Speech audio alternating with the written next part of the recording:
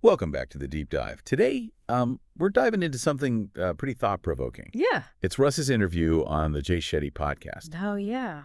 He gets incredibly candid about, the unexpected challenges of success, especially as a rapper. It's fascinating. You might assume someone like Russ has it all right, but his story kind of reveals this trap of chasing external validation without any inner fulfillment. Exact. And this is particularly true for men. Yeah, he talks about achieving everything he thought he wanted. Right. The wealth, the fame, the creative freedom, but still feeling this emptiness. Have you ever experienced that? I think that's really common. Yeah. I think we often, tie our self-worth to these external achievements. Right. And we think they'll automatically lead to happiness. Of course. But as Russ points out, it's not that simple. Yeah. Especially when you throw in societal pressures. Absolutely. And he specifically calls out what he calls this, toxic masculinity. Right. This idea that men have to, carry it far, carry it alone, and never show weakness. Can you unpack that a little? I think some listeners might not be familiar with that term. Toxic masculinity refers to these harmful societal norms that pressure men to suppress their emotions. Right. So they're expected to be strong and stoic no matter what, which can prevent them from seeking help or expressing their true feelings. Got it. And Russ, he felt this pressure very acutely. Yeah. And it ultimately led to a breakdown for him. Wow. Which forced him to finally confront his mental health. Which is huge EE. Yeah. I mean, here's a guy with a tough guy, rapper persona. Right. Openly discussing seeking therapy and the importance of emotional expression. So it really challenges that traditional rigid definition of masculinity. Exactly. And he even admits that some of his past songs were actually cries for help. Really? But masked as these catchy tunes. That's fascinating. Yeah, he's showing that true strength can actually lie in vulnerability. That's such a powerful message, especially coming from someone in the hip-hop world. Right. And it makes me think about something we all grapple with. Yeah. The search for validation. It's a big one. Russ realized his drive for external validation, whether it was awards money or approval, stemmed from this lack of self-validation. Right, and he traces that back to his childhood. Interesting. To seeking his father's approval. Oh, wow. And then later he projected that onto the music industry. That makes sense. And so this raises a really important question for all of us. Yeah.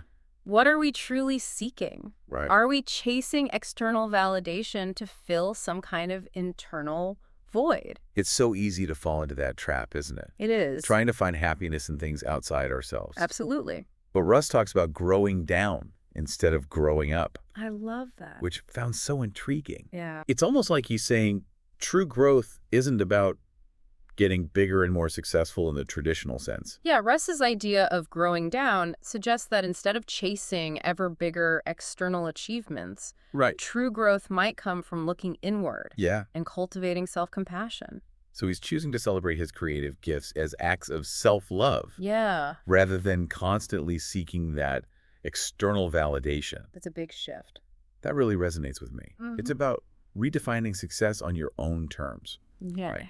Yeah. Not letting society dictate what having it all should look like. Absolutely. And this leads to another crucial point that Russ and Jay Shetty discussed. Okay. The importance of changing your mind. Interesting. And embracing flexibility. I like that. They both shared examples of limiting beliefs that they had to unlearn. Okay. Instead of clinging to rigid ideas, they emphasized staying curious, being open to new information, and allowing yourself to evolve, which is such an important message in a world that often tries to put people in boxes. Growth requires flexibility. I agree. The willingness to adapt and see things from different perspectives. I love that. And that ties into another big theme of their conversation. Okay. The ego. Right. And how it can create this false sense of security. Yeah. Yeah. Interesting. Interesting. It's interesting. We often think of the ego as, being about arrogance or self-importance. But Russ and Jay Shetty actually point out how it can also be this need to control. Right. To fix things for others. Yeah. Especially those we care about. Yeah. Russ specifically talks about feeling this pressure to save his family emotionally. Right. To shield them from any pain or hardship. Like he was trying to create this sense of security for them. Right. But it might have been more about his need for control than their actual needs. Yeah, it's like we're inadvertently reinforcing their dependence on us rather than encouraging their own growth and resilience. Exactly. And Russ touched on another aspect of the ego I think is relevant here. Oh. He talked about how, early in his career, he operated from this place of omnipotence. Oh, wow. Thinking he had all the answers and rejecting any form of help or criticism. He even mentioned his song, Do It Myself. Oh, right. As coming from this place of survival. Right. Not arrogance. Yeah.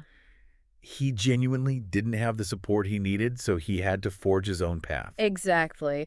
But it sounds like even after achieving massive success, he realized this I know everything attitude was actually rooted in insecurity. It's like he was building this wall around himself. Yeah. Convinced that he had to be perfect and in control all the time to avoid being hurt or judged. And that rigidity, the unwillingness to be wrong or to learn from others, that can be a major obstacle to growth. I see. And Russ talked about how he's had to cultivate more humility over time and curiosity to become more open to different perspectives and the possibility of making mistakes.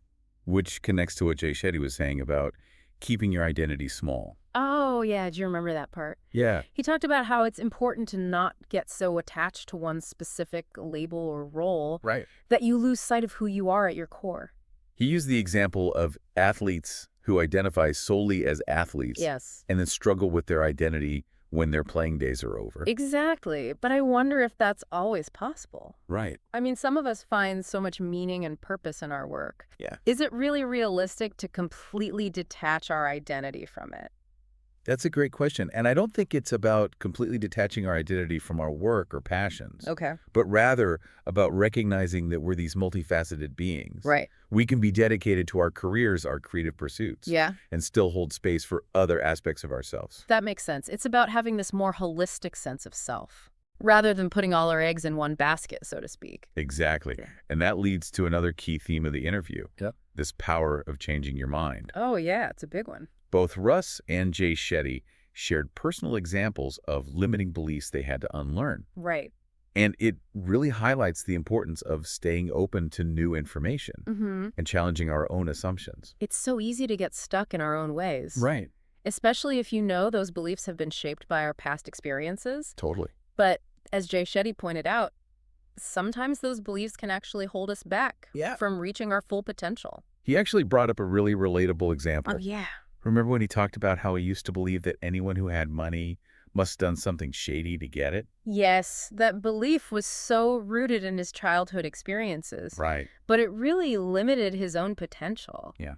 It wasn't until he challenged that belief and started meeting successful people who operated with integrity that he realized it was actually possible to create wealth in an ethical way. It just goes to show how powerful our beliefs can be. Yeah. If we believe something is impossible, we'll never even try to achieve it. And this is where Russ's story is so inspiring. Totally. He's constantly challenging his own beliefs, evolving his definition of success, embracing this messy journey of self-discovery. He's showing us that it's okay to change our minds. Yeah. To admit when we're wrong. And to constantly be learning and growing. Yes, and he's doing it in such a public way, which takes a lot of courage. It does. He's such a great example of what it means to live authentically. Yeah. To be true to yourself, even when it means going against societal expectations. And I think that's a message that resonates deeply with a lot of people. Oh, absolutely. Especially those who feel like they don't fit into the mold. Right. It's a reminder that, we don't have to conform to anyone else's definition of who we should be. We have the power to define our own values, our own version of success, and to live a life that feels truly aligned with our authentic selves. It's a really empowering message. It is. But sometimes it's easier said than done right. Of course. Especially when we're surrounded by all these messages telling us we need to be a certain way to be successful or worthy. Absolutely. And this is where Russ's perspective on leadership becomes so crucial. Yeah, he really challenged that traditional notion of the dominant fear-based leader. Yeah, he advocated for more collaboration, compassion, and a willingness to empower others. He specifically mentioned JayShetty's monk teachers as embodying this type of leadership. Oh, yes. They were humble, supportive, always willing to step back and let others shine. Yeah. They understood that true strength lies not in controlling others, but in inspiring them to reach their full potential. That's such a powerful distinction. It is. It's about shifting from a mindset of scarcity to a mindset of abundance. believing that there's enough room for everyone to succeed and that we're all better off when we work together. It's a much more collaborative and empowering approach. I agree. And it reminds me of something else that Russ talked about. Okay. The importance of giving back. Yeah, it's interesting how he talks about giving back. It wasn't something he fully grasped until he started using his platform to support other artists and give back to his community. Yeah. And he mentioned that it really shifted his whole perspective. Oh, wow. You know, it's not just about helping others. It actually helped him to feel more grounded, more grateful, and connected to something larger than himself. That makes me think about how we often separate success from things like generosity and compassion. Right. But Russ's stories suggest that they're actually intertwined. Yeah, it's like this beautiful cycle of reciprocity. Right. You know, contributing to the well-being of others. Ultimately creates this more positive and fulfilling world for ourselves as well. I love that we've covered so much ground in this deep dive. We have. From the paradox of success and the pressure of toxic masculinity to the power of vulnerability and changing your mind. It's been amazing. Russ's interview was packed with insights. It was. But before we wrap up, Okay. there's one thing I want to highlight. Okay. He talked about being this lighthouse for young men struggling with societal expectations. That's such a powerful image. It is, and it really struck me too. He wants to show them that it's okay to seek help. Yeah. To be vulnerable. Right. And to prioritize their mental health. Which is huge. It's a really powerful message, especially given his background. He's challenging those outdated norms that say, you know, men have to suppress their emotions and just tough it out. Exactly. And by being open about his own struggles with anxiety and therapy, he's redefining what strength can look like. Absolutely. He's not just talking the talk. Right. He's walking the walk. He is, and in doing so, he's giving other people permission to do the same. Right. To embrace their vulnerability, to seek support, and to challenge those limiting beliefs holding them back. This deep dive has been such a powerful reminder that true success isn't about those external achievements. Right. You know, it's about living a life aligned with your values. Yeah. Embracing your authentic self and finding that fulfillment from within. It's about that continuous journey of learning, evolving, and growing. Absolutely. It's okay to stumble, to make mistakes. Right. What matters is that we keep moving forward. If there's one thing I hope listeners take away from this, it's that vulnerability is not a weakness. Yes. It's actually a superpower. I love that. It's the key to deeper connection, self-awareness, and a more meaningful life. Vulnerability is where the magic happens if you're feeling inspired. Be sure to check out Russ's album, Santiago. Yes. And the book that inspired it, Paulo Coelho's The Alchemist. And of course, listen to that full interview on the JayShettyPodcast. Yes, for even more. Exactly. Until next time, keep diving deep and embracing your own journey.